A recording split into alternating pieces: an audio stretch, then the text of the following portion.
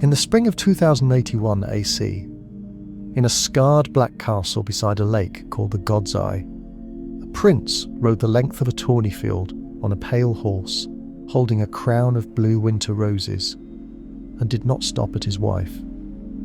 Elia Martel was sitting in the covered stands with her infant daughter on her lap. She had been crowned once already, years before, at her own wedding, and everyone in that pavilion knew the custom well enough to expect the champion of the tourney of Harrenhal, a prince who had just unhorsed the finest knight in the Seven Kingdoms in the final tilt, to lay the crown of love and beauty in the lap of his own princess. That was the form. That was what a married champion did, unless he meant something by not doing it. Rhaegar Targaryen did not stop at his wife. He rode past her, down toward a girl of 15 or 16, who was not his wife, was not his betrothed, and was in fact already promised to another man sitting in that same crowd. Her name was Lyanna Stark. He laid the crown of blue roses in her lap. He said, by every surviving account, nothing at all.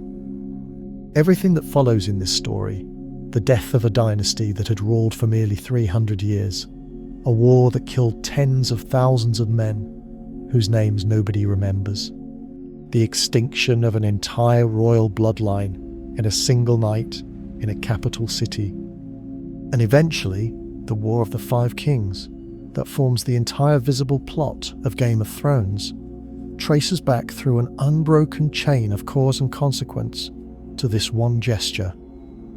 Not to a battle, not to a betrayal at a wedding table, though there will be one of those too, generations removed and structurally identical, to a man on a horse choosing not to stop where custom told him to stop.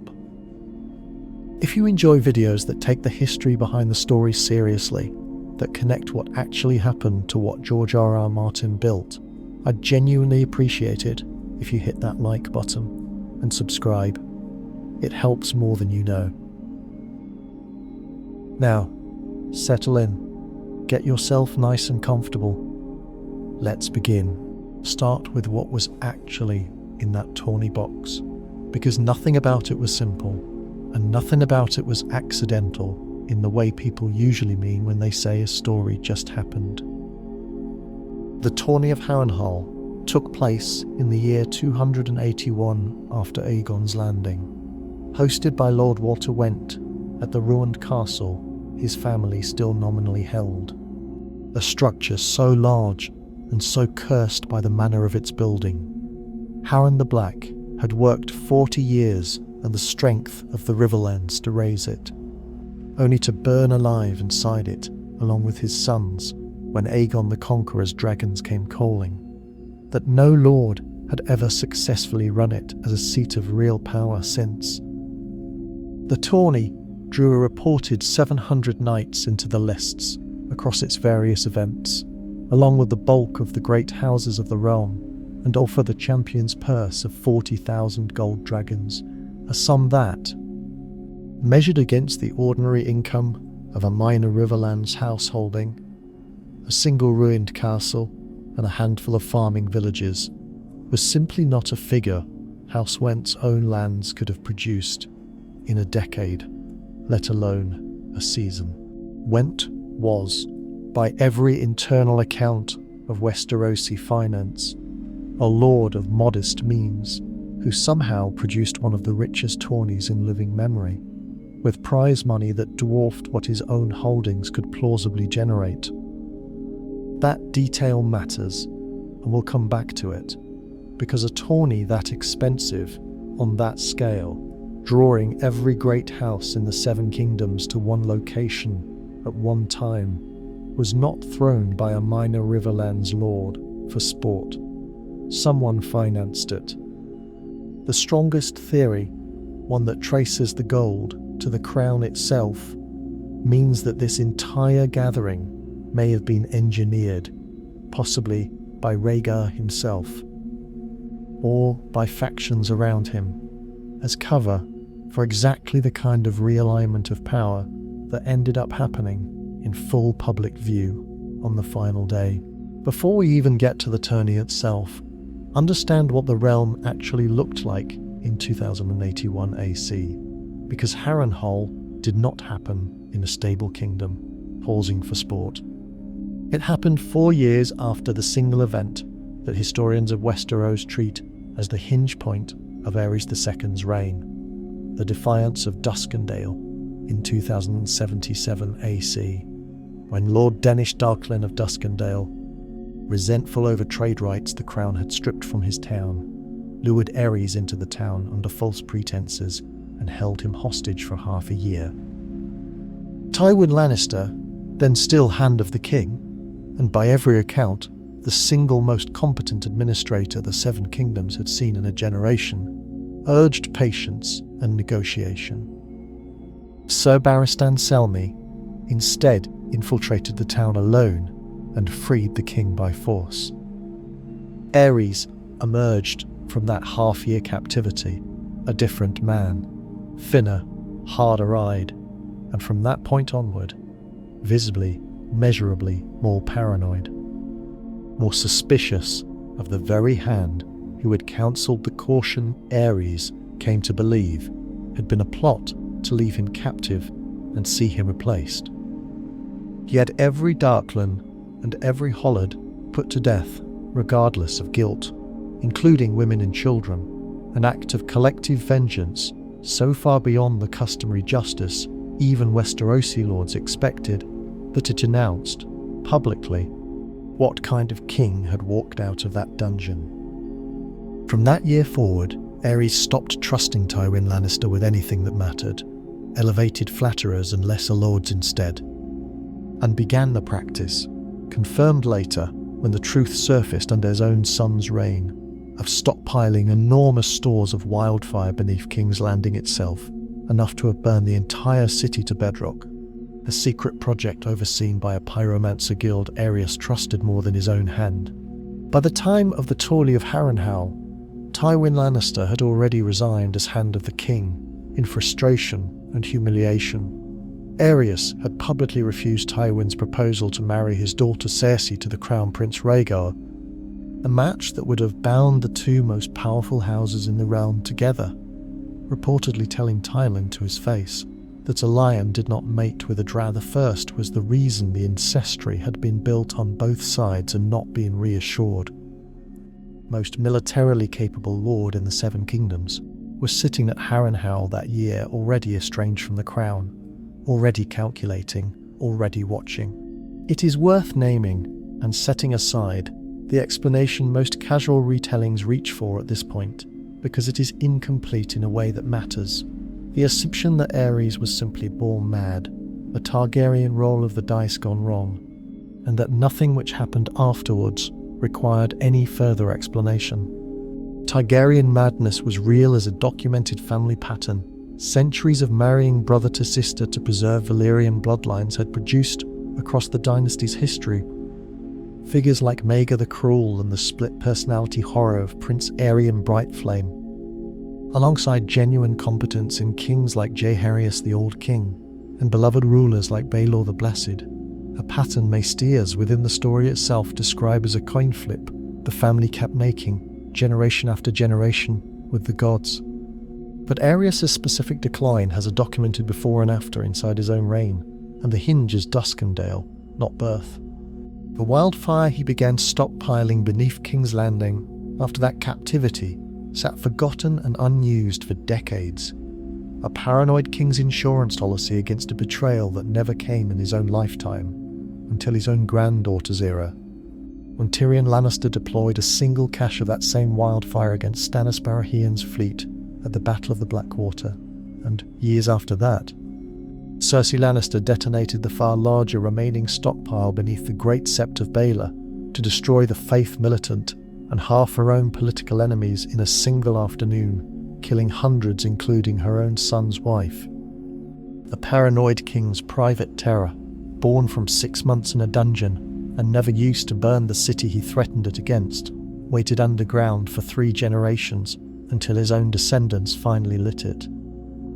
This is the political weather. Rhaegar's decision landed inside a paranoid king freshly traumatized by captivity, a humiliated former hand with the largest army in the realm, and a personal grudge against the dynasty he still nominally served.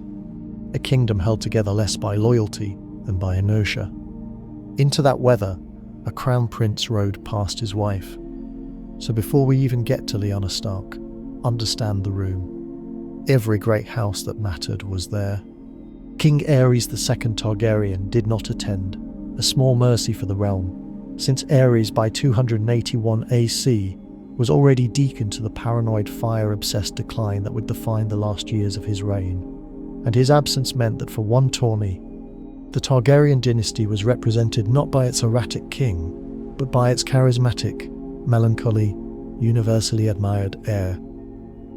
Robert Baratheon was there, young, enormous, already betrothed to Lyanna Stark through an arrangement made by his foster father, Jon Arryn, and Lyanna's father, Rickard Stark, a match designed to bind the North and the Stormlands together, and by extension, to bind both to Jon Arryn's growing network of alliances against a crown that Arryn, Ned Stark, and Robert Baratheon all privately understood was becoming dangerous to be near.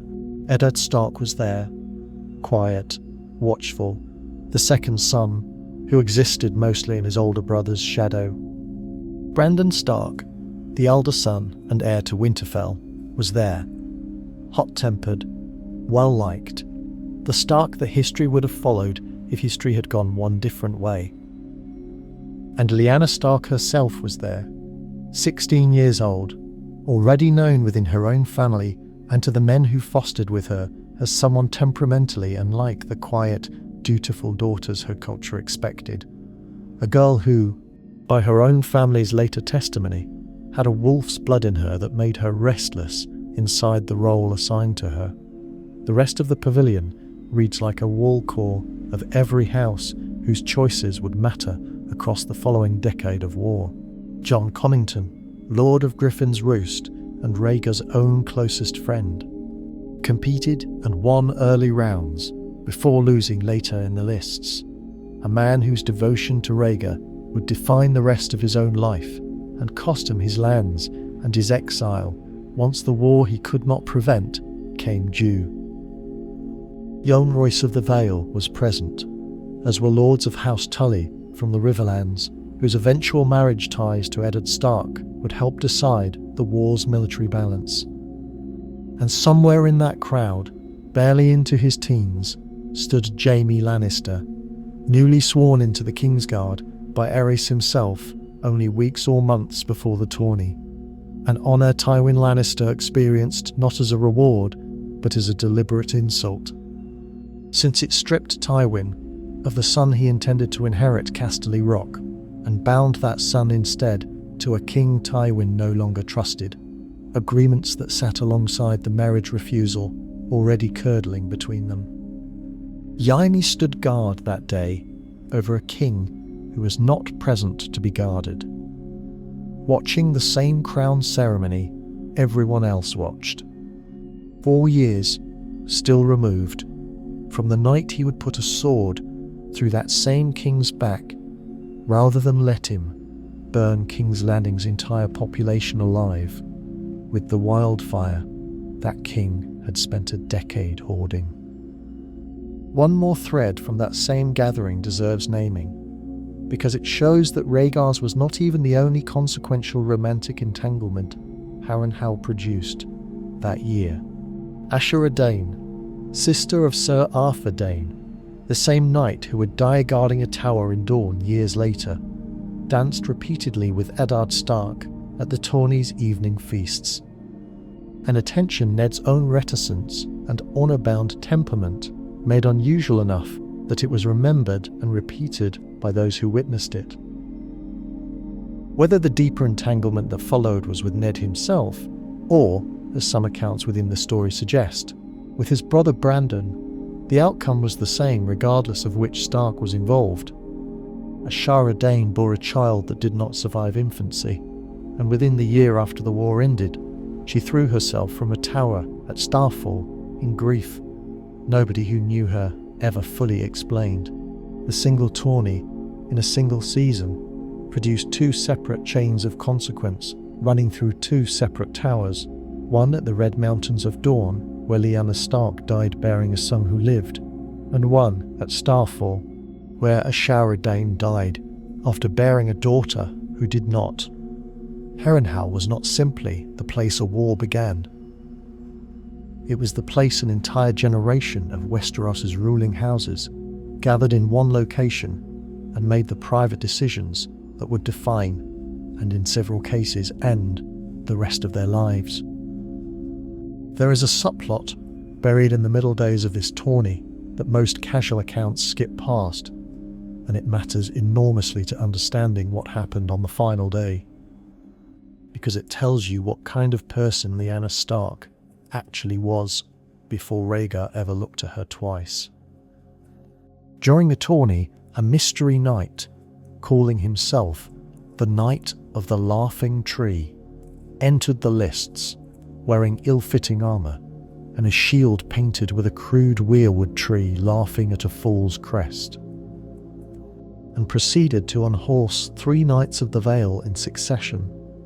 3 knights, notably, who had been humiliating a young squire named Howland Reed in the days before, mocking his small stature and his Crenogman heritage. The mystery knight then vanished before the final day, refusing to be unmasked, despite Aerys' own explicit demand that the man reveal himself.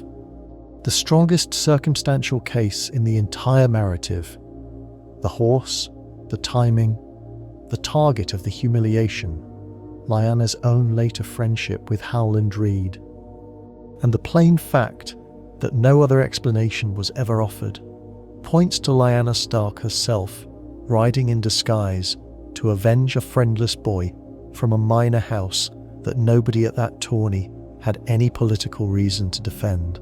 This is not incidental texture. This is the psychological profile of the girl Rhaegar Targaryen, crowned 3 days later. She was not a passive prize. She was, if the theory holds, already someone who acted first and explained never.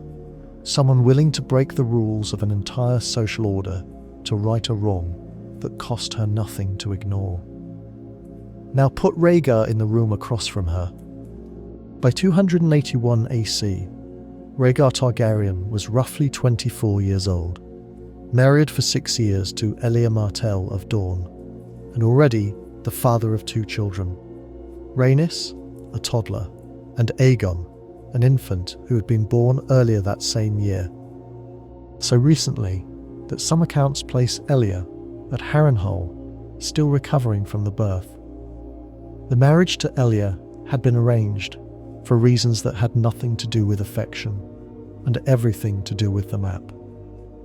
Dorne had joined the 7 Kingdoms later and more reluctantly than any other region, conquered not by Aegon the Conqueror's dragons in the initial campaign, but absorbed generations afterward through a marriage alliance under Aerys' own father, and it remained, in the reign of Aerys II, the region most likely to peel away from Targaryen control if given sufficient cause. Dorne's position within the 7 Kingdoms was unique among all the regions Aegon the Conqueror's dynasty ruled, and understanding exactly how unique explains why this particular marriage carried more weight than an ordinary noble match. Aegon's original conquest, beginning in 1 AC, brought every other region of Westeros under Targaryen rule within roughly 2 years, through a combination of dragonfire and negotiated surrender.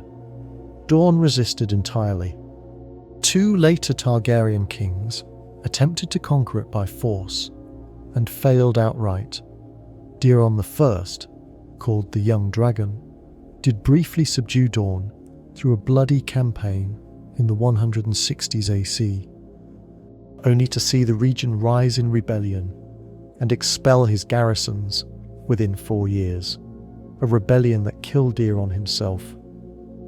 Dawn was finally brought into the Seven Kingdoms 2 generations later, in 187 AC, not by conquest at all, but by a double marriage pact and the King Daeron II, joining a Targaryen princess to a Dornish prince and a Targaryen prince to a Dornish princess simultaneously, meaning Dawn's entire relationship to the Iron Throne, alone among the 7 regions, rested on marriage rather than on the memory of dragons burning its lords into submission. Rhaegar's marriage to Elia Martell was not simply a nice match between 2 great houses. It was the load-bearing renewal of the only mechanism that had ever successfully bound Dawn to the crown at all, in a region whose own laws, inheritance customs, and cultural identity remained pointedly, deliberately distinct from the rest of the 7 kingdoms, specifically because Dawn had never been made to submit the way everyone else had. Insulting that marriage publicly did not just wound one wife. It called into question the only precedent that had ever kept Dawn inside the kingdom voluntarily, rather than by force, which is exactly why, when the sack of King's Landing killed Elia and her children afterward, Dawn's fury was not merely personal grief, but a felt, specific, structural betrayal of the one arrangement its own history had told it to trust. Elia herself was intelligent, well-read, and by every account decent to the point of being genuinely well-liked by people who had no political reason to like her. But she was also, crucially, a woman whose health had been damaged by the birth of her children, to the point that both courtmeisters and Dornish physicians reportedly warned that a 3rd pregnancy could kill her. That detail will matter enormously in about 6 paragraphs. Rhaegar himself does not fit cleanly into the cruel prince archetype that the shallower version of this story would need him to be. Every account from people who actually knew him, his own Kingsguard, his sister-in-law, later his own son's memories, describes a man who was bookish to the point of obsession, who spent years in the citadel of Old Town reading ancient texts and prophecy scrolls after a childhood illness turned him inward, who was, by the standards of Westerosi High Lords, almost monkish in his personal habits, and whose own birth was, within his family, treated from the first hour as an omen-laden event rather than an ordinary succession. A smoking star reportedly crossed the sky the night he was born. His mother Rhaella nearly died delivering him, after 2 earlier pregnancies had ended in stillbirths, and Rhaegar himself nearly died as an infant from a fever that left him sickly enough that his father, the king, by later account, wept with relief simply that the boy survived to walk and talk. A child raised inside that much anticipatory weight, in a dynasty that had spent 3 centuries insisting its blood carried the memory of old Valyria and the fire of dragons long after the last dragon had died, does not require malice to develop a belief that his own existence is meant to signify something. He requires only attentive adults telling him so, repeatedly, before he is old enough to test the claim against anything else. Rhaegar became consumed, this is the word used repeatedly by people around him, with a prophecy concerning the prince that was promised, a figure destined to be born of the line of Aegon the Conqueror, to face a coming darkness. He believed, based on his own reading of prophetic texts and astronomical signs at his own birth, that this prophecy applied to his bloodline directly, and that it required, depending on which internal account you weight most heavily, either himself or a child of his, to fulfill a specific condition, the dragon must have 3 heads. A reference to the fact that Aegon the Conqueror had conquered Westeros with 2 sister wives and 3 dragons, and that the prophecy in Rhaegar's reading demanded he produce 3 children to fulfill an ancient pattern. His own 2 children with Alia had not yet completed, and which Alia's damaged health meant she likely never could complete. This is the room, a prince who has convinced himself, through years of solitary study, that he is a figure inside a cosmic prophecy that requires a 3rd child he cannot safely have with his current wife. A girl 3 tourneys away in temperament from every noble woman he has been raised among, who has just anonymously humiliated 3 grown knights in defence of a friendless boy and vanished before anyone could hold her to account for it. The tourney financed by money nobody can fully trace, gathering every great house in the realm in one place at one time, during a reign when the men closest to the throne, Jon Arryn, Rickard Stark, Robert Baratheon, were already quietly discussing among themselves what would need to be done if Aerys's madness continued to deepen. Rhaegar had real options in that final tilt, and this is the part every retelling glides past too quickly. He could have crowned Alia, fulfilling the custom expected of a married champion, and giving no one in that pavilion any reason to speak of the moment again. He could have crowned any other highborn lady present. There is no shortage of names, daughters of great houses who would have taken the crown as simple courtly flattery with no weight attached. He could, having ridden the length of the field with the crown already in hand, have simply not competed at all, entering under his own name rather than anonymity, which he did not do. Riding for most of the tourney as the mystery knight known as the Knight of the Laughing Trees Mirror, a masked competitor who revealed himself only in the final round, meaning that up until the moment he unhorsed Sir Barristan Selmy in the last tilt of the tourney, most of the pavilion did not even know Rhaegar Targaryen was competing at all. Every one of these was an available, low-cost, socially unremarkable choice, and it is worth stopping on the woman actually sitting in that stand before moving to the one Rhaegar rode toward. Because Elia Mortelt deserves the same accounting every other figure in this chain gets. What did she want, on the surface? A functioning marriage and healthy children, the ordinary aims of any highborn wife of her era. What did she actually want? Underneath that, almost certainly, to matter to the marriage that had bound her homeland to a crowned dawn, had resisted for longer and more violently than any other region in the Seven Kingdoms, to be the living proof that the arrangement Daeron II had built through matched weddings a century earlier still worked, still bound 2 peoples together through affection rather than mere obligation. What did she believe about her own position that made her choices rational to her? That her health, her children, and her marriage were the actual substance of the alliance, not simply its formal paperwork. A belief the entire structure of Dornish succession, which unlike the rest of Westeros, allowed women to inherit equally with men, had given her every reason to hold. What did she refuse to see, or perhaps simply never had the chance to test? That her husband had, by that point, already begun weighing a cosmic prophecy against her actual survival, and that the arrangement she believed herself to be the living proof of was, in his private accounting, negotiable. What does her story reveal?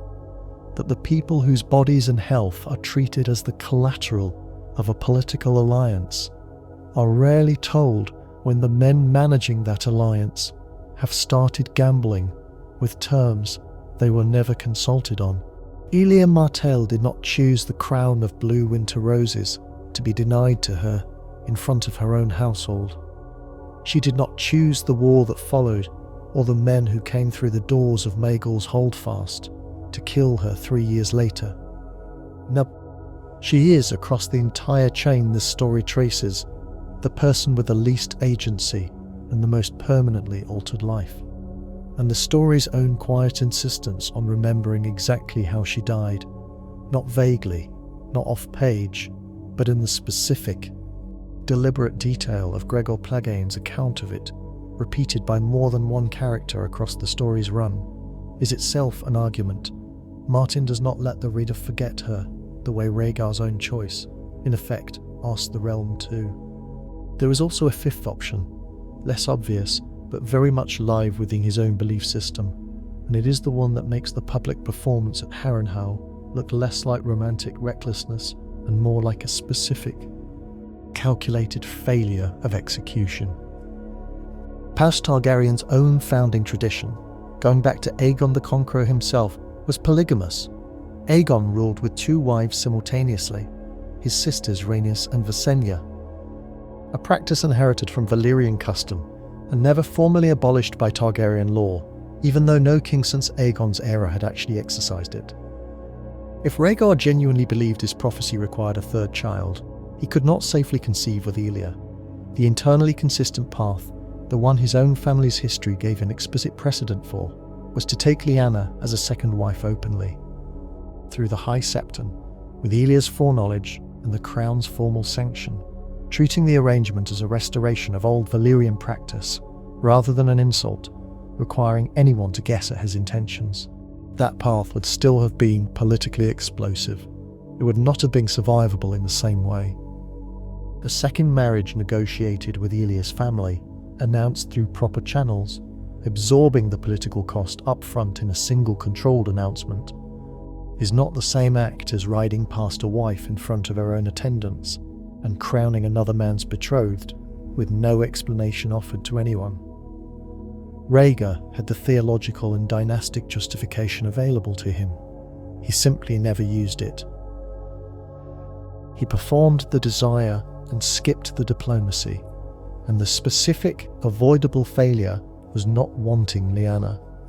It was choosing spectacle over structure, when structure was sitting right there in his own family's history, waiting to be used. The man Rhaegar unhorsed to win that final tilt is worth a pause of his own, because his subsequent life traces the same chain end to end from a different vantage point. Sir Barristan Selmy was already, in 281 AC, the single knight of his generation who came closest to universal respect, the man who had walked into Duskendale alone and pulled Aerys out of captivity 4 years earlier. Losing to Rhaegar at Harrenhal cost him nothing. He went on to serve in the Kingsguard through the rest of Aerys's decline, present in the throne room, by his own later account, for atrocities he was sworn to guard rather than prevent. Transferred his oath to Robert Baratheon once the war that Harrenhal triggered had killed the king he'd sworn to first, because the alternative to serving whoever held the throne was treason against the very institution his vows existed to protect. Served Robert loyally and without complaint for 17 years. Was dismissed in his old age by a boy king, Joffrey, for the crime of being too old to be decorative anymore, and crossed the narrow sea in the story's later seasons to offer the last oath he had left in him to Daenerys Targaryen, the daughter of the king he'd once guarded and the niece of the prince who'd once beaten him in a tourney. One man's career runs the entire length of this chain, present at its beginning in a tourney box at Harrenhal, and present again, decades later, guarding the last dragon the chain ever produced. He chose instead to ride past his wife, in front of that wife's own attendants, in front of the girl's betrothed, in front of that girl's father and both of her brothers, and crown a 16-year-old already promised to another man. This was not a private letter. This was not a whispered comment in a garden. This was performed, publicly, unmistakably, in front of every great house of Westeros gathered in one place, at the exact moment his competitor was revealed to the crowd for the first time. Whatever his internal reasoning, prophecy, romantic infatuation, a deliberate political signal about realigning power away from a mad king toward a stark Baratheon Targaryen axis, or some combination none of the surviving accounts fully resolve, the form of the act was a public, structural insult delivered simultaneously to his own wife, to the House of Dorne that his marriage was supposed to permanently secure, and to a stark Baratheon betrothal that represented one of the only stabilizing alliances left in a kingdom whose actual king was becoming unmanageable. A man that well-read, that deliberate, that immersed for years in the study of consequence and prophecy, did not fail to understand what an act performed in front of that specific audience would mean. He simply judged something else, the prophecy, the girl herself, or both, worth the cost. Watch what the cost actually was. In order, because this is where the anatomy becomes a chain reaction, and the chain reaction becomes the entire visible plot of Game of Thrones. Robert Baratheon, watching his betrothed crowned by another man in front of the assembled lords of the realm, did not forget it. Every account of Robert's subsequent behaviour, his growing obsession with Lyanna as an idea rather than a person he actually knew, his later insistence on fighting a war nominally for her, even as he filled his own bed with other women within months of her death, his lifelong inability to speak her name without his mood curdling, reads less like grief for a woman he loved and more like a wound to a specific, public, structural kind of pride that never scarred over. Whatever happened next between Rhaegar and Lyanna, and what happened next is itself disputed within the story's own internal accounts, ranging from abduction to elopement, a distinction the show deliberately keeps ambiguous until very late. The fact of Rhaegar riding off with Lyanna Stark sometime in the following year, whether by force or by her own choice, landed on top of a humiliation that had already been delivered in public at Harrenhal. Brandon Stark, Lyanna's elder brother and heir to Winterfell, rode to King's Landing with a small company of his own household men, arrived at the Red Keep, and publicly demanded Rhaegar Targaryen come out and answer for his sister with a sword, using language, by the account preserved in the histories the Maesters kept, that amounted to a direct accusation against the Crown Prince in the Crown Prince's own city. This was, under any reasonable reading of the customs of that world, an act that could have been resolved through the ordinary channels available to a wronged great house: a formal complaint to the Crown, a demand for a hearing, a marriage annulment, negotiation through Dorne and Winterfell's respective septons. Brandon Stark did not choose that path. He rode into the capital and shouted for blood outside the gates of the Red Keep. Aerys II Targaryen, a king who by this point in his reign had survived what he believed, with some real basis, given an earlier failed plot against Jon, to be repeated conspiracies against his throne, and who had grown convinced that every great lord in the realm was plotting to replace him, did not treat Brandon Stark's outburst as the isolated fury of a young man defending his sister's honour. He had Brandon Stark arrested on the spot for treason. He then summoned Brandon's father, Lord Rickard Stark, to King's Landing to answer for his son's conduct, and when Rickard arrived and demanded trial by combat, the customary right of any highborn lord accused of treason, Aerys granted it in the cruelest possible reading of the letter of that law. He had Rickard Stark suspended over the throne room floor in a suit of armour connected to a device that let him be lowered, slowly, into open flame, while Aerys forced Brandon Stark to watch, bound, with a device around his own neck that tightened the more he struggled to reach his father, a mechanism explicitly designed so that Brandon's own attempt to save his father's life would strangle him first. Both men died in that throne room. This was not an execution. It was theatre, engineered by a king whose relationship with fire and paranoia had by then fused into something closer to ritual than justice. Aerys did not stop there.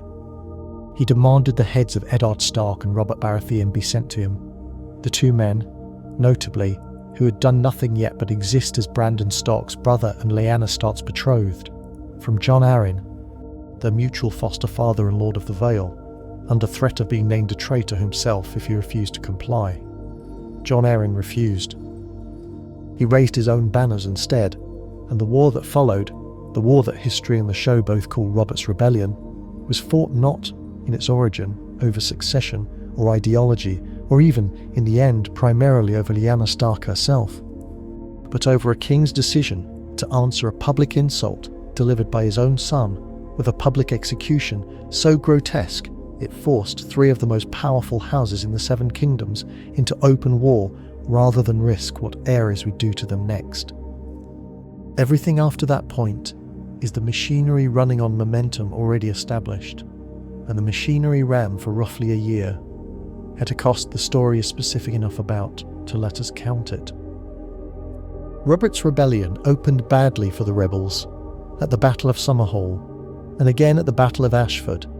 Royalist forces under Lord John Connington drove Robert's smaller army back, wounding Robert badly enough that for a period the rebellion's own leadership believed their cause's figurehead might die of infection before a single decisive battle had been fought. It turned at the Battle of the Bells, when Robert, recovering and desperate, was cornered in the town of Stony Sept by royalist forces and, by his own later account, survived only by fighting his way out of a bell tower alone after his own men had scattered, an episode that became central to his own legend of himself as a man too stubborn to die. And it was there, hiding him in a cellar during the search, that a young Ned Stark's own foster brother, Jon Arryn's other ward and lifelong friend of Robert's, a Stony Sept innkeeper's daughter, later revealed to be more than an innkeeper's daughter, sheltered him.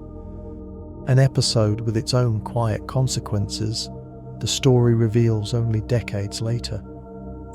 The war's actual military turning point came when Eddard Stark and Hoster Tully's forces linked with Robert's remaining army, giving the rebels enough combined strength to face the royalist host directly, and it ended at the Battle of the Trident. Fought where the river's crossing was afterward renamed the Ruby Ford, because Rhaegar rode into that final combat wearing black armour inlaid with rubies, shaped like dragon scales, across the breastplate. And when Robert's warhammer finally caved that armour in, the stones scattered into the Carrant and was still being fished out of the riverbed by small folk years afterward, a detail the story keeps returning to, precisely because it turns an abstract political catastrophe into an image anyone can hold in.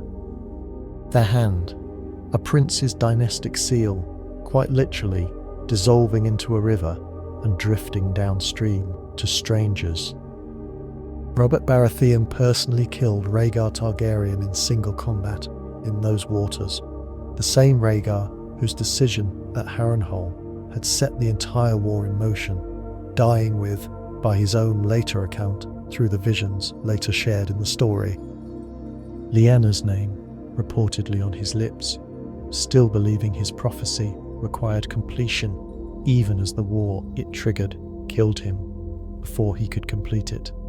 With Rhaegar dead and Robert's forces marching on the capital, Tywin Lannister, who had sat out the war until its outcome was no longer in doubt, then arrived at King's Landing's dates, offering his loyalty to the crown he was simultaneously planning to betray, was let inside the city by Aerys, sacked it instead, and ordered Ser Gregor Clegane to find Rhaegar's wife and children. Ilya Martell, the woman Rhaegar rode past at Harrenhal, was raped and murdered by Clegane, her body reportedly presented afterward to Tywin as proof of the deed. Her infant son Aegon was, by the account every character in the story eventually accepts as true, killed by having his skull crushed against a wall. His body then wrapped in a Lannister cloak and presented alongside his sister Rhaenys' corpse. Rhaenys, a twaddler, stabbed to death under her own bed where she had tried to hide. That killing did not stay buried in the past, the way most wartime atrocities eventually do. Elia Martell's younger brother, Oberyn Martell, spent the next 17 years unable to act on what had been done to his sister, because Dorne alone among the Seven Kingdoms lacked the military strength to challenge House Lannister directly, and because Tywin Lannister, who had ordered the killing, sat as Hand of the King for most of those years, with the full authority of the crown behind him. Oberyn's chance came only by accident.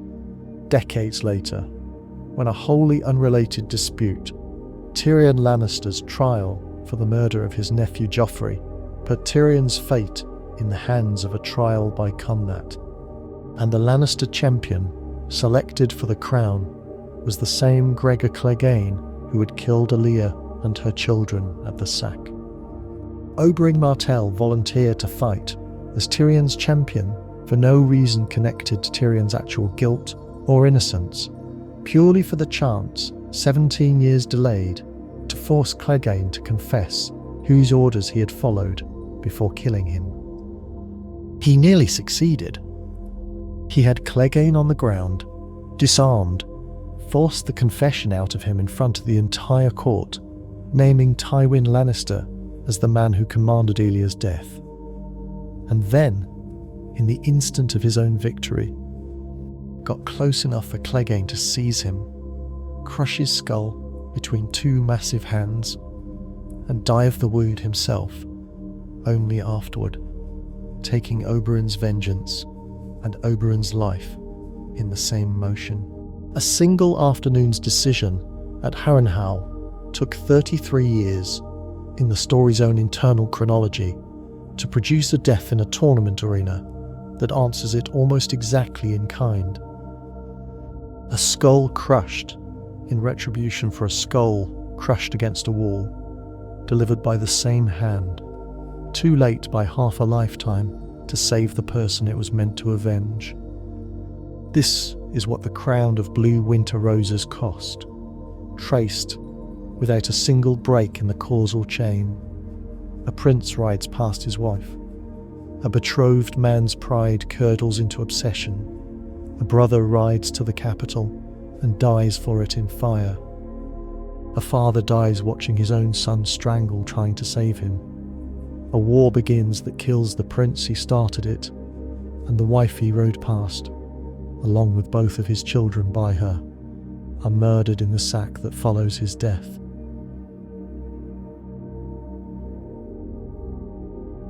On the orders of a man who was never even present at Harrenhal to see the crown handed over in the first place, one battle remains, fought after the war itself was already decided, and it is the one that closes the loop this story opened at Harrenhal.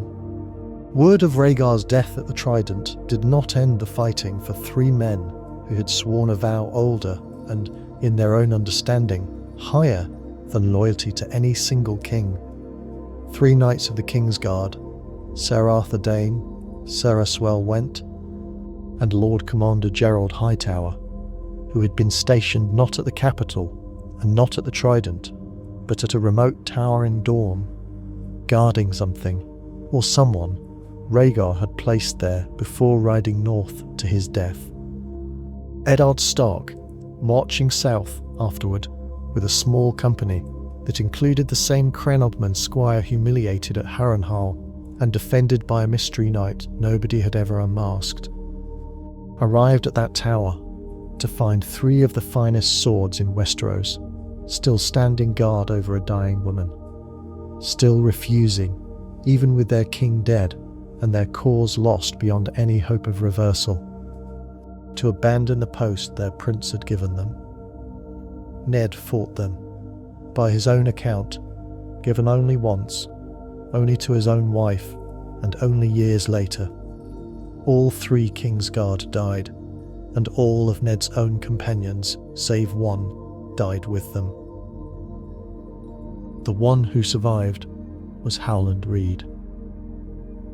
Inside the tower, Ned found Lyanna Stark, dying in a bed soaked with blood from a childbirth days past, in a scene the story renders only as fragments and later memory, a smell of blood and rose petals, a promise extracted from Ned by a sister who did not have long enough left to explain herself fully, and an infant Ned would carry north and claim as his own bastard son for the whole of the boy's life, rather than let the boy's true parentage reach a king who would have had him killed on sight. Every reader and every viewer who wondered for years why the mystery night at Harrenhal was never explained, or why Ned Stark's face changed whenever anyone spoke Lyanna's name, was watching the same closed loop the whole time. The girl who broke Tawny Convention to defend a friendless squire in secret armour, and the Crannog man's squire she defended, rode out from that same tawny field toward a tower in Dawn, where, years later, he alone survived to carry her son north. Because the debts she incurred for him at Harrenhal outlived the war her crowning helped start. Robert Baratheon took the throne as the war's victor, married Cersei Lannister, in a match arranged for reasons of political debt rather than affection, and spent the next 17 years ruling a kingdom he had no real interest in governing, drinking and whoring his way toward the death that opens the entire narrative of Game of Thrones. Two threads run out of that reign in parallel, and both of them trace directly back to Harrenhal. The first thread stayed inside Westeros. Robert's marriage to Cersei never produced a single legitimate child. Every one of Cersei's 3 children, Joffrey, Mercula, and Tommen, was fathered instead by her own twin brother Jaime Lannister. A secret Ned Stark uncovered in his final weeks as Hand of the King, by doing nothing more sophisticated than reading Robert's old journal of the Baratheon family's physical traits against the golden-haired children in the nursery, and noticing that none of them carried a trace of Robert's own famous black hair, a trait that had bred true in every Baratheon child for generations.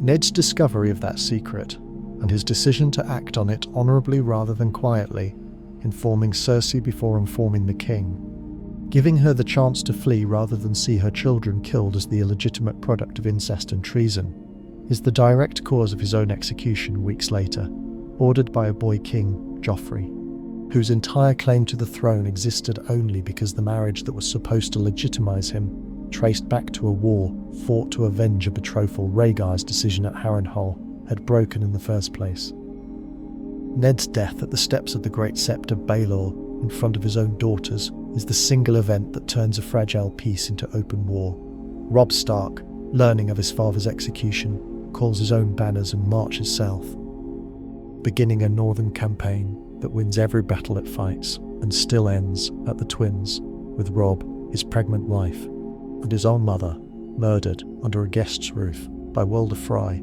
and Rose Bolton acting on Tywin Lannister's design, the Red Wedding, which the show's own writers built explicitly from the Black Dinner of 1440 and the Glencoe Massacre of 1692, but which functions inside the story's own internal history as a direct structural echo of Aerys burning Rickard Stark and strangling Brandon Stark in his own throne room a generation earlier.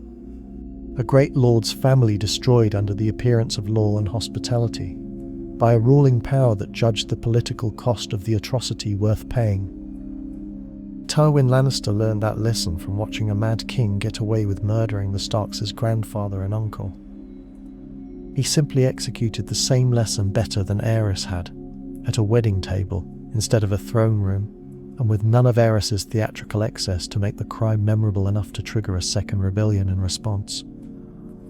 The rebellion's cost was not confined to the men whose names survive in the histories. While Robert marched and fought his way across the Riverlands, his youngest brother, Stannis, held Storm's End itself under a royalist siege that stretched close to a year.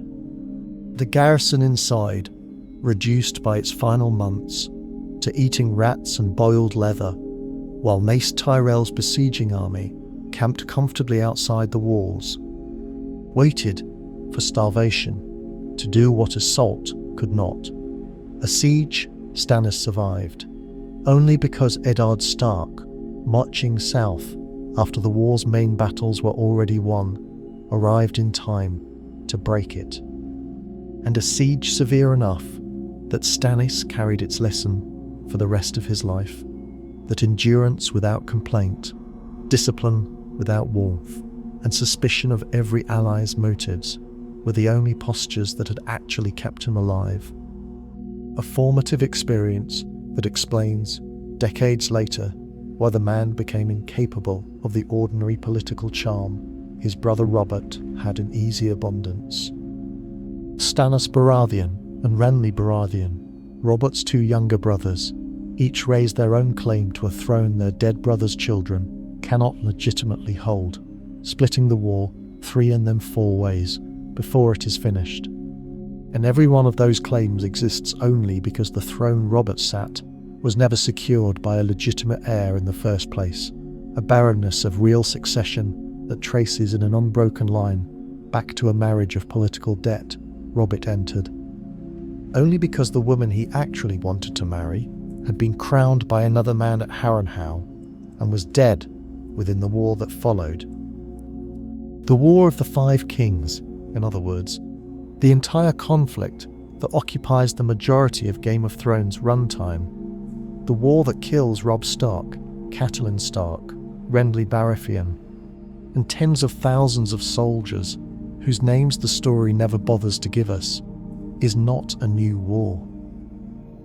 It is the same succession crisis Rhaegar's decision created in 281 AC, unresolved by Robert's reign, erupting a second time the moment the one man holding the fragile piece together stopped being alive to hold it. The second thread crossed the narrow sea.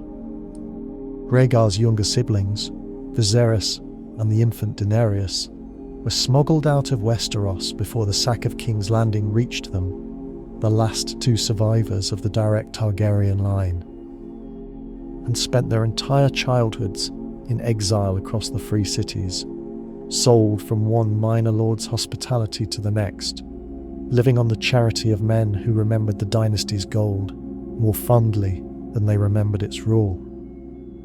Robert's own government spent years of his reign hunting for them, at one point dispatching an assassin to poison Daenerys after she married into the Dothraki horse lord Khal Drogo's Khalasar, an assassination attempt that failed only because Ser Jorah Mormont, exiled from Westeros himself and spying on the Targaryen exiles for the crown, fell in love with the woman he was supposed to be reporting on and warned her instead.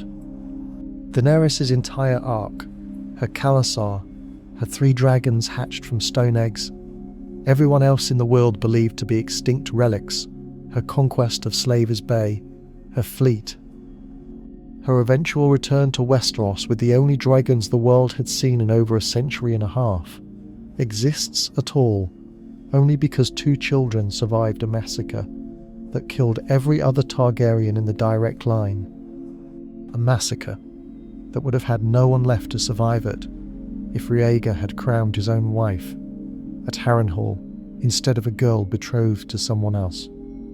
And underneath both threads, gathering strength every year, the 7 kingdoms spent fighting each other over a throne whose legitimacy problem traced back to Harrenhal. The White Walkers beyond the wall grew stronger in a silence nobody with the power to stop them was paying attention to, because every lord, every king, and every claimant with an army was occupied fighting a war whose root cause none of them had the perspective to trace back far enough to see. The child Ned Stark carried north from that tower in Dorne and raised for the rest of his own life at the cost of his marriage's honesty and his own eventual reputation was Jon Snow. His father was Rhaegar Targaryen. His mother was Lyanna Stark. He was raised for his own protection against a Robert who would have killed any surviving Targaryen heir on sight, as Ned Stark's bastard son.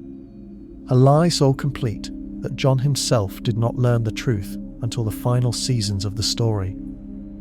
At almost exactly the same moment, he had become emotionally and politically entangled with Daenerys Targaryen, his own aunt, in a relationship whose resolution ends the entire saga. Every major hinge of Game of Thrones sits somewhere on this chain. Ned Stark's death, because he tried to act honourably on a secret born of Harrenhal. The War of the Five Kings, because Robert's throne rested on a marriage of convenience, whose barrenness of legitimate heirs was the direct product of the war Rhaegar's decision triggered. Daenerys Targaryen's entire arc across the Narrow Sea, because she is the last surviving legitimate scion of the dynasty the sack of King's Landing was supposed to have ended entirely. A dynasty that would have had no claimant left at all if Alea's children had been the only ones in the Red Keep that night. Jon Snow's identity, his claim, and the entire resolution of the story's endgame, none of it required the White Walkers to set in motion. All of it starts with a man on a horse, choosing not to stop where a wife was sitting. This is where Martin was working from real material, and the material is more specific than most retellings acknowledge. Martin has said directly, in interviews given across multiple decades, that the entire Rhaegar-Lyanna-Robert triangle was conceived as a version of the opening of the Iliad. Paris of Troy, a Trojan prince, choosing Helen, a woman already married to a Spartan king, and in doing so dragging two civilizations into a war that outlasted an entire generation of the men who fought it. The parallel Martin drew is structural rather than a claim about verified history. The Trojan War exists for us today as legendary material transmitted through Homer rather than as an event we can date and document, the way we can date the reign of Henry VIII.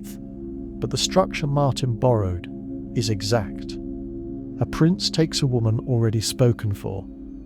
A husband's pride, more than any strategic calculation, becomes the stated cause of a war fought by thousands of men who never met either of the people the war is nominally about.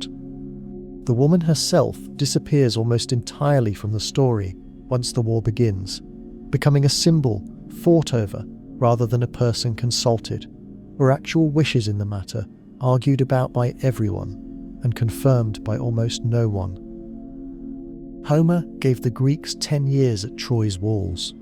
Martin gave Westeros a year on the road to the Trident. The proportion of the war to the provocation is the same joke, told twice, 3,000 years apart. The specific mechanism Martin borrowed goes deeper than the broad shape of a prince takes a claimed woman and a war follows.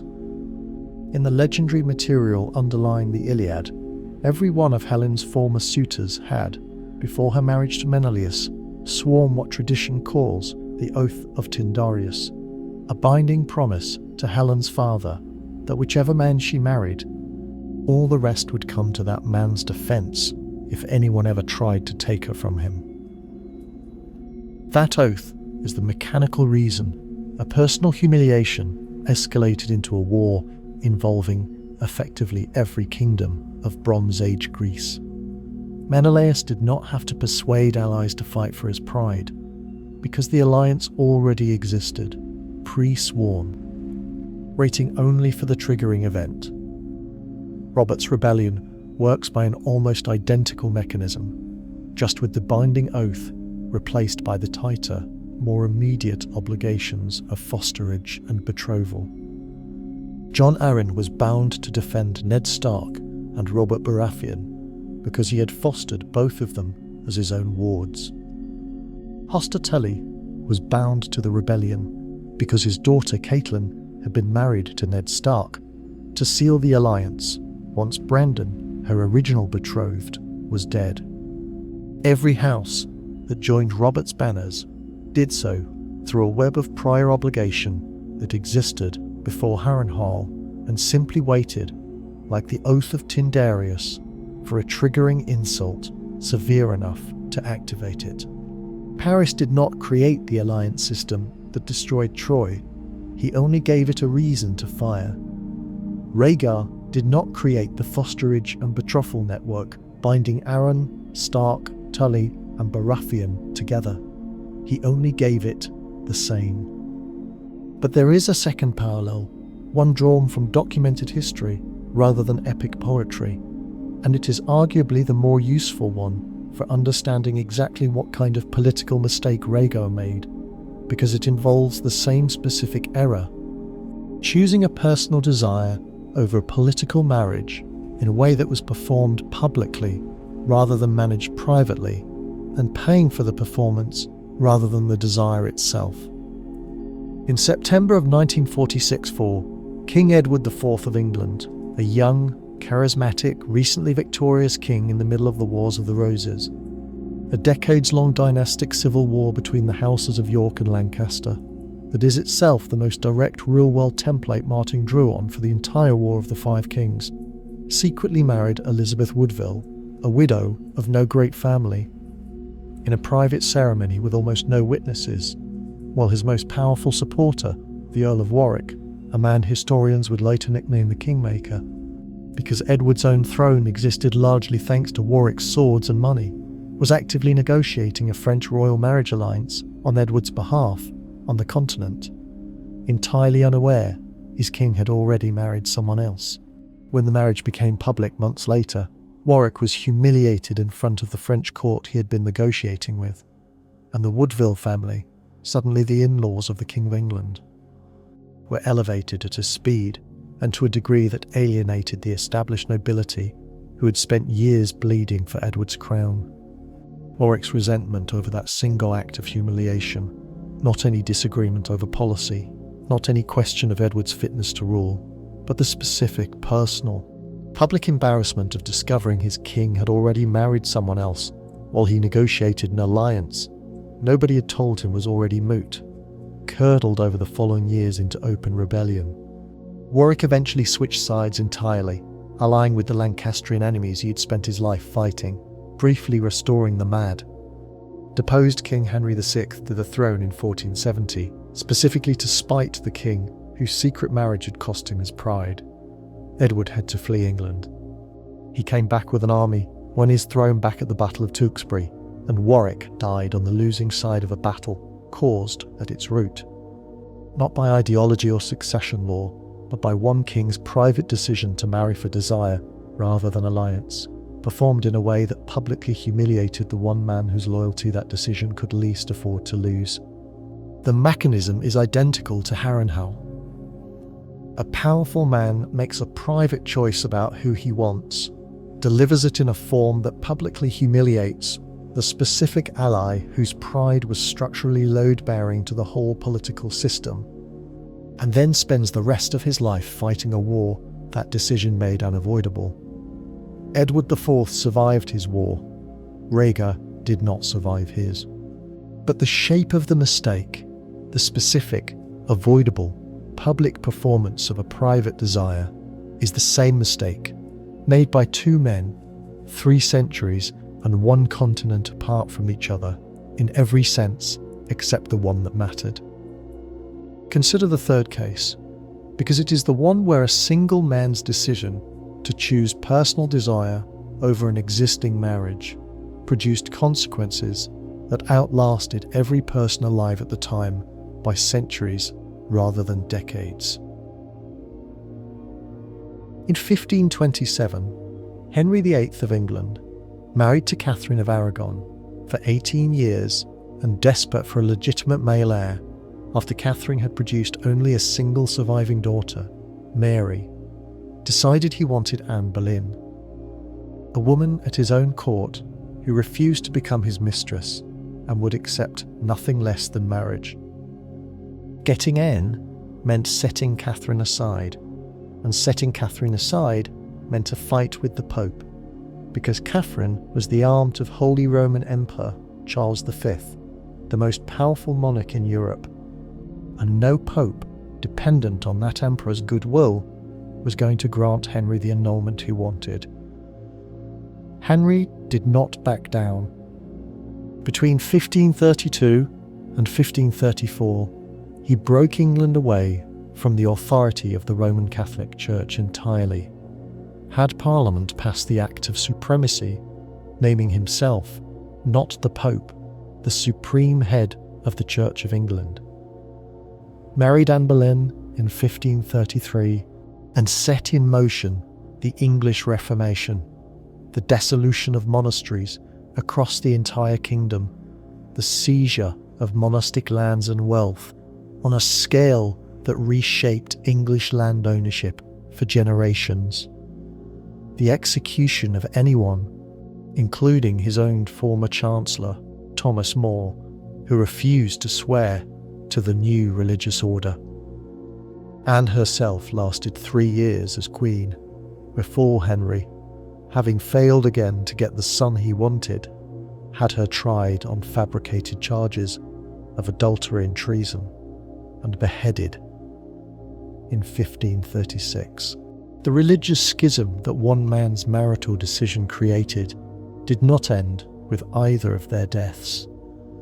It produced, within a single generation, the bloody Catholic Restoration under Mary I, Catherine's daughter, who burned roughly 280 Protestants at the stake, trying to reverse her father's decision, followed by the Protestant settlement under Elizabeth I, Anne Boleyn's own daughter, whose 45-year reign then spent itself defending that settlement against a Spanish armada in 1588, explicitly framed by Spain as a religious war to return England to Rome.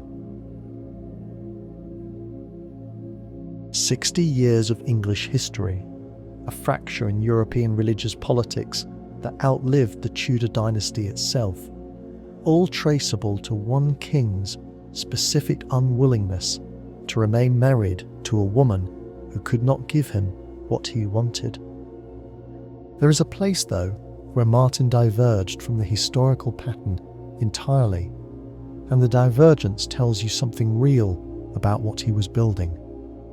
In almost every documented historical instance of this kind of scandal, Edward IV and Elizabeth Woodville, Henry VIII setting aside Catherine of Aragon for Anne Boleyn in 1533, an act that broke England from the Roman Catholic Church entirely and triggered a religious schism that outlived every person involved by centuries. The woman at the centre of the decision survives the initial scandal and becomes a political actor, in her own right, for better or worse, with agency, letters, recorded opinions, an afterlife in the historical record as someone who did things, rather than someone things were done about. Anne Boleyn ruled as queen for 3 years, shaped policy, corresponded, made enemies and allies under her own name, and was ultimately executed for reasons that were themselves political rather than incidental to a war. Elizabeth Woodville survived Edward IV by years, manoeuvred to protect her children's claims, and remains, in the documentary record, a figure with visible intentions. Lyanna Stark has almost none of that. She disappears from the narrative the moment the crown lands in her lap, existing, for the rest of the story, only through other people's memories of her, other people's guesses about her choices, and a single letter fragment, quoted by her own brother decades later, that everyone in the story interprets differently depending on what they need her to have meant.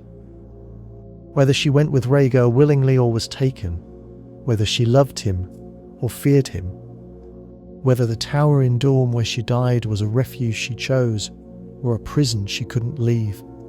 The story never resolves this with the clarity real history eventually gives us about Anne Boleyn or Elizabeth Woodville. Women whose own words and actions survive independently of the men who claim to speak for them. Martin built an entire war, an entire dynasty's collapse, and an entire hidden heir's identity on a woman the story deliberately never let speak for herself. That is not an oversight in a story this carefully constructed. It is the point.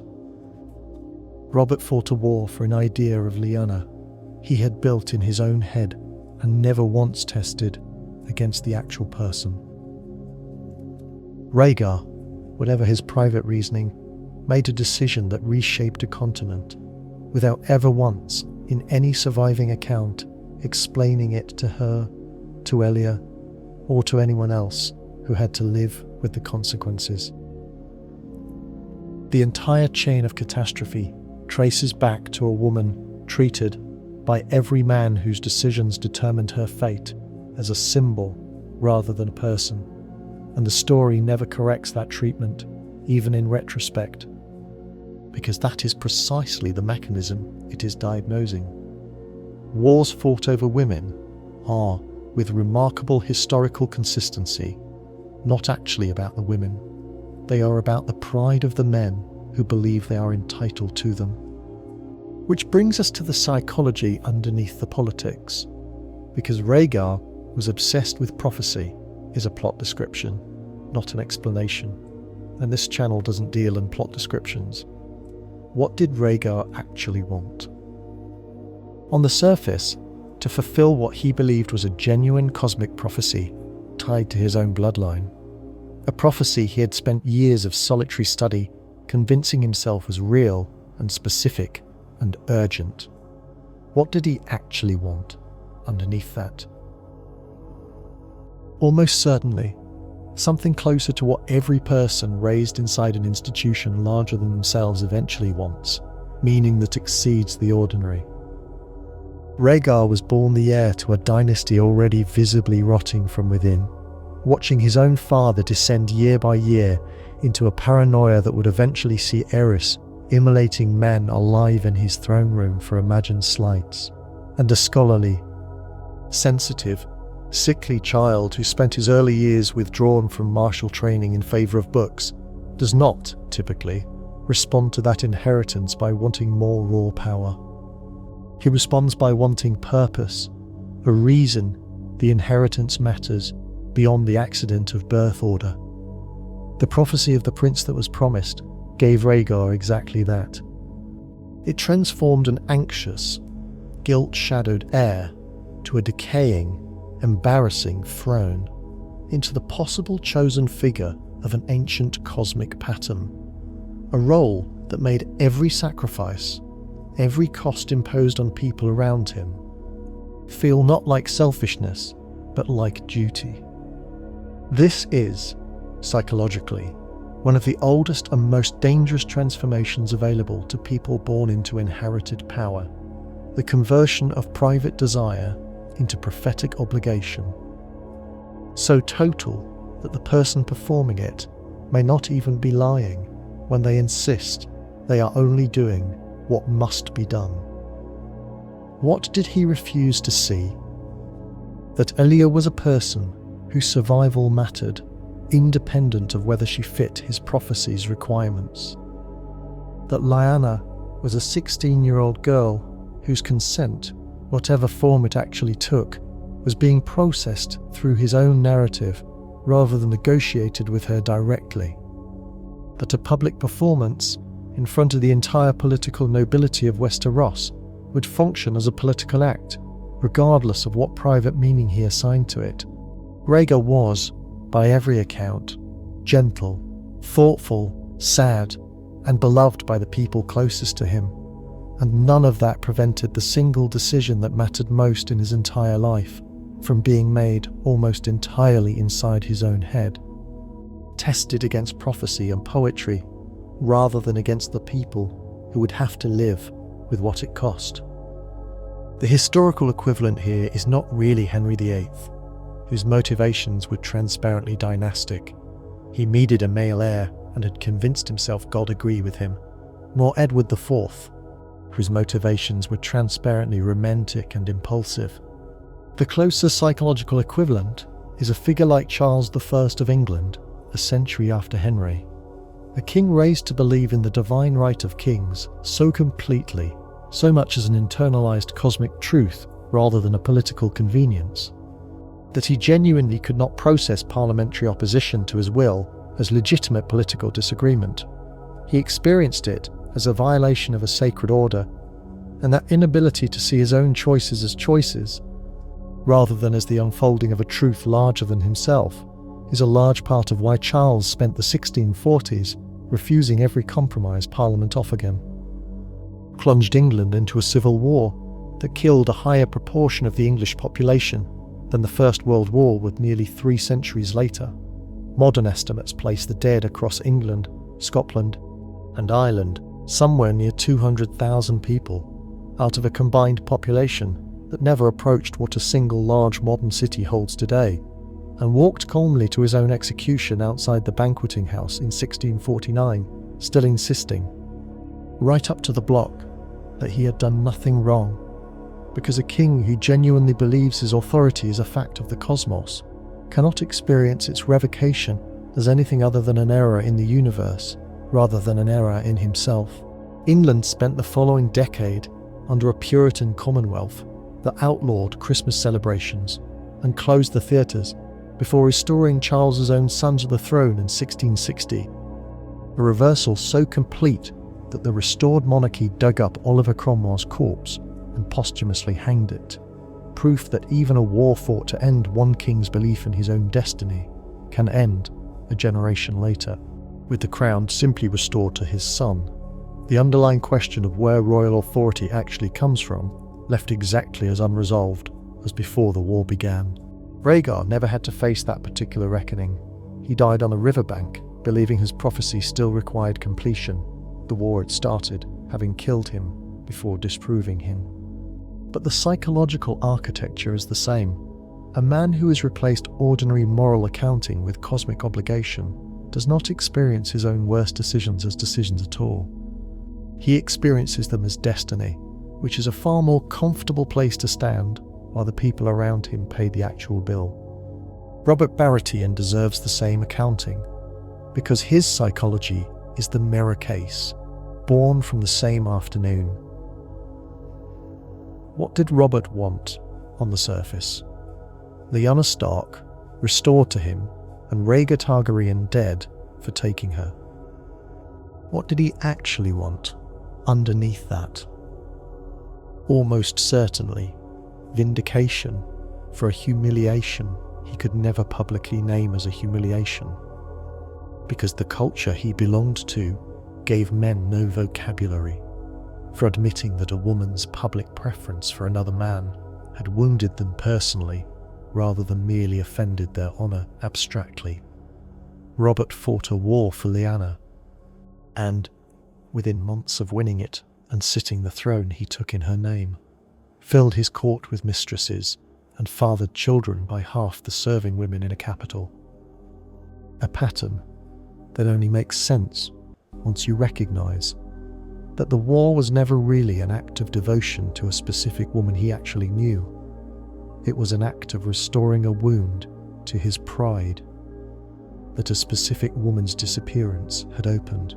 He kept a suit of armour he'd worn at the Trident, told the story of killing Rhaegar to anyone who would listen for the rest of his life, and by every account of the 17 years of his reign that followed, ruled a kingdom he had no genuine interest in governing, delegating the actual work of running Westeros to the same Jon Arryn who had raised him, then to Ned Stark, then, once Ned was dead, effectively to no one, dying in a hunting accident that his own wife had quietly engineered.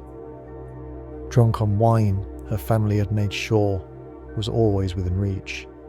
A man who fought the largest war of his generation over a woman he mythologized rather than mourned, married a woman he never trusted, and died having built nothing of his own reign beyond a debt that financed it, is not a portrait of a conqueror. It is a portrait of a man who won the fight and never once figured out what winning it was supposed to have been for. One more figure belongs in this accounting, because she was never at Harrenhal and never met Rhaegar Targaryen, and she still spent her entire adult life paying interest on the decision made before she was ever considered for the marriage that shaped her. What did Cersei Lannister want, on the surface, when she was given to Robert Baratheon as his queen? To rule, and to be loved by the husband ruling beside her. What did she actually want underneath that? To matter as much as her own father clearly believed a son would have mattered in her place, in a family and a culture that treated her intelligence and her ambition as ornamental rather than useful, simply because of the body she was born into. What did she believe about her marriage but made her choices rational to her? That Robert's obvious indifference to her, his open string of mistresses, and his refusal to so much as pretend affection was not an accident of two mismatched people, but a debt Robert was still quietly paying to a woman who had died years before Cersei ever entered his life because Robert, drunk, told her so himself. More than once, comparing her unfavourably to Lyanna Stark within the first years of their marriage. A comparison Cersei never stopped resenting and never stopped being measured against by the one man whose regard she was supposed to be able to count on. What did she refuse to see? That her own children's parentage, hidden behind a marriage that was itself built on a war fought over another woman entirely, made her family's claim to the throne exactly as fragile and exactly as dependent on secrecy as the Targaryen claim her husband's war had just finished dismantling. What does her story reveal? That the debts a war like this one creates do not stay contained to the people who fought it. Cersei Lannister spent her marriage competing against a dead woman's memory for a husband's affection that memory had already claimed.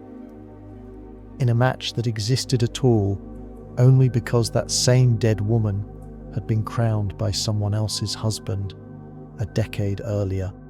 The chain does not just travel forward through Ned Stark's death and the War of the Five Kings.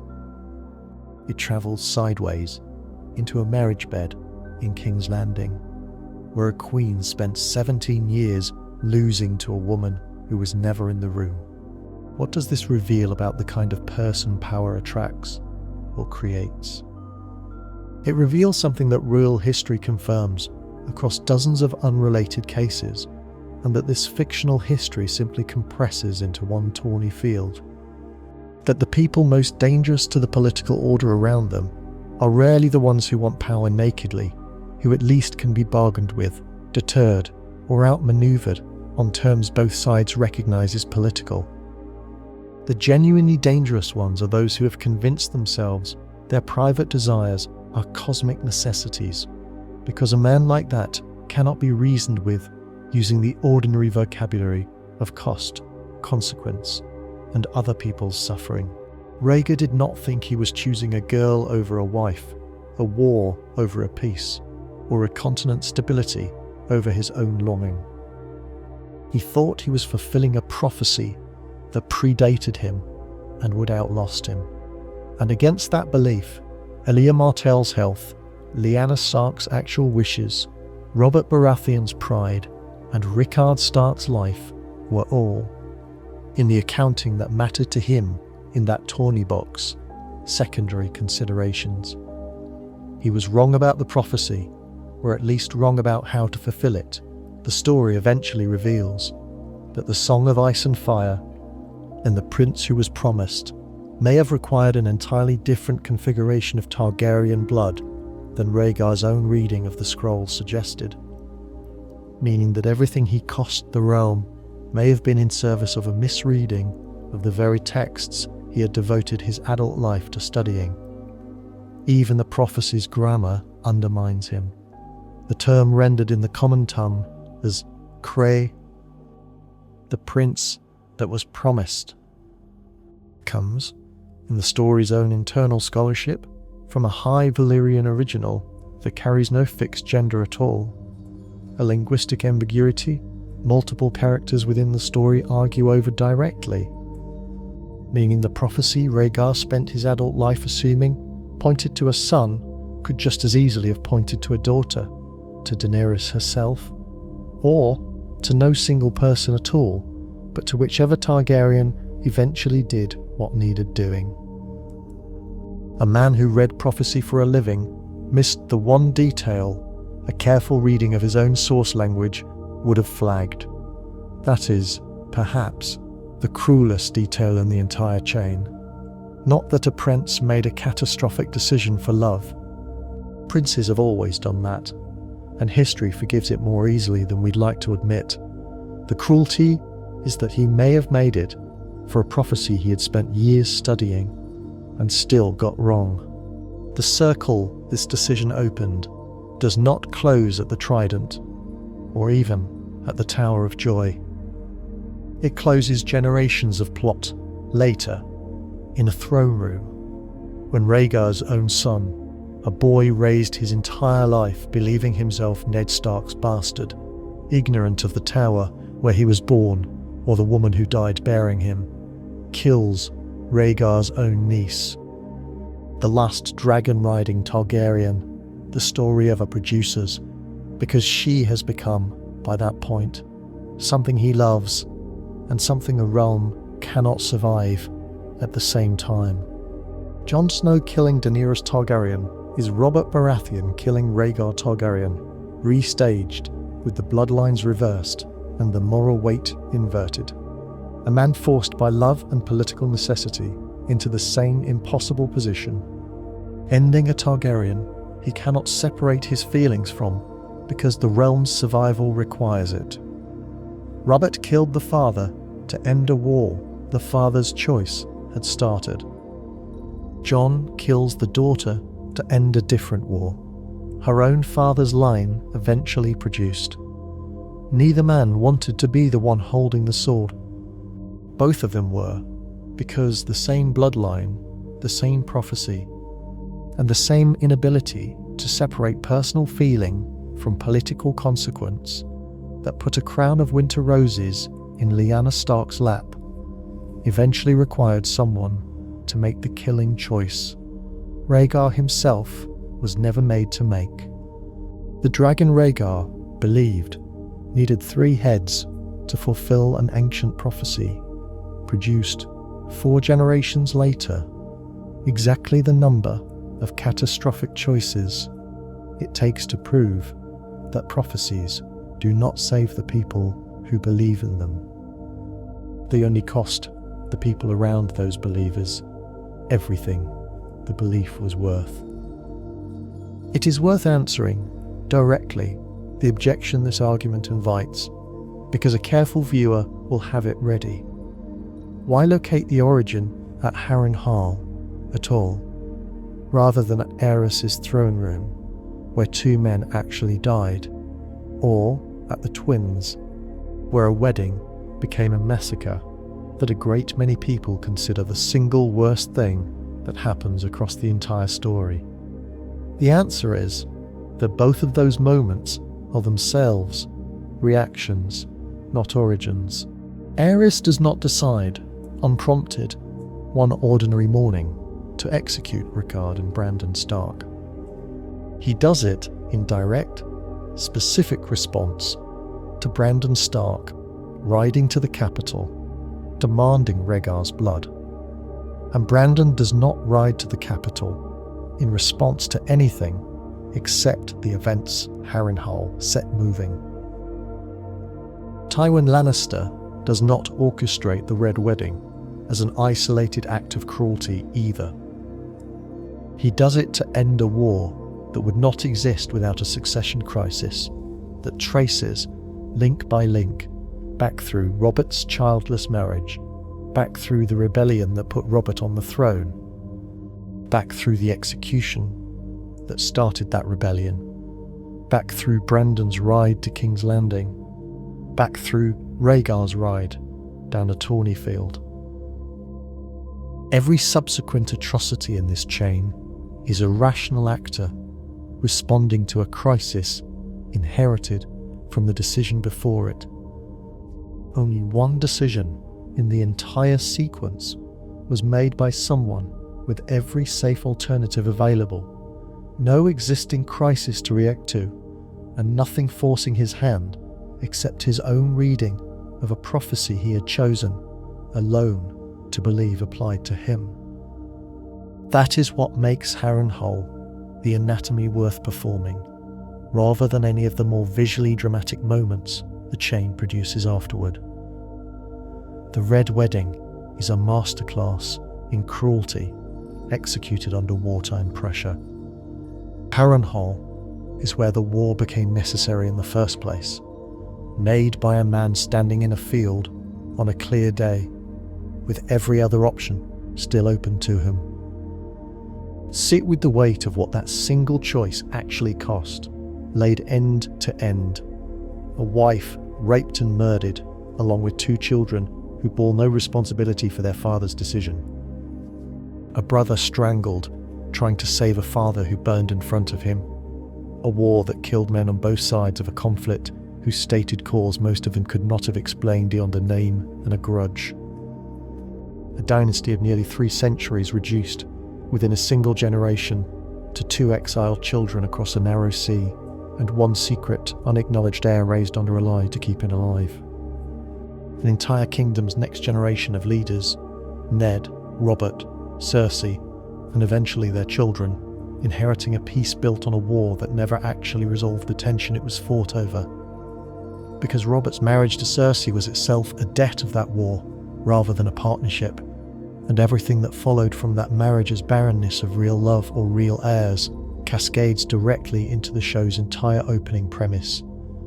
You have almost certainly, at some point in your own life, watched someone with authority over you, a parent, a boss, an official with a stamp and a form, make a decision that cost you something because they had convinced themselves the decision was bigger than the 2 of you in the room, that it answered to a principle rather than to you.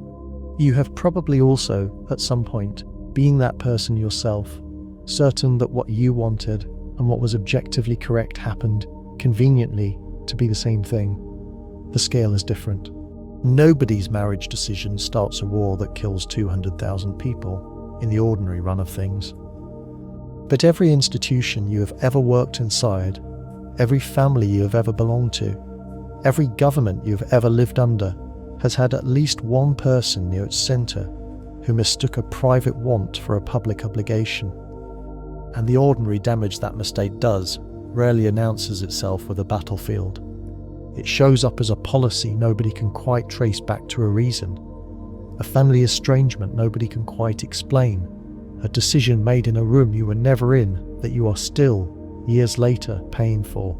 The mechanism inside Rhaegar's head at Harrenhal, the substitution of a larger justifying story for the smaller, harder question of what this specific choice will cost the specific people standing in front of you, is not a medieval mechanism or a fictional one. It is the same mechanism every institution eventually has to guard against in everyone who holds real power inside it, because the people who cause the most damage rarely think of themselves as the villain of the story. They think of themselves as the instrument of something larger, and that belief is precisely what lets them stop counting the cost. Notice too what the show itself does with this fact structurally, whether or not it was ever stated outright in a writer's room. Every season of Game of Thrones opens with characters who believe they are the protagonists of their own new conflict. A mad queen's fire, a young wolf's war, a dwarf's trial, a bastard's watch on a wall, and every one of those conflicts, traced back far enough, resolves into the same Tormy field. The show never needed to remind its audience of Harrenhal every week for that structure to hold. It only needed the audience to eventually notice that every character insisting their war was new was, in fact, still living inside the aftershock of one. Reframe it, though, without comfort and without despair, because that is the only honest place to land. This was never really a story about a crown of blue winter roses. It was always a story about what happens when a person with real power convinces himself that his private wants are a public destiny, and stops asking anyone else what it will cost them to be right. That has been true in Harrenhal's tawny box, and in Edward IV's stolen wedding, and in Henry VIII's break with Rome, and it will be true again in some room none of us are watching yet, the next time someone with enough power to make it matter decides that what he wants and what history requires are, conveniently, the exact same thing. The crown was never the thing. It was always the thing a man was willing to let everyone else pay for, so that he could go on believing he had been chosen rather than simply choosing.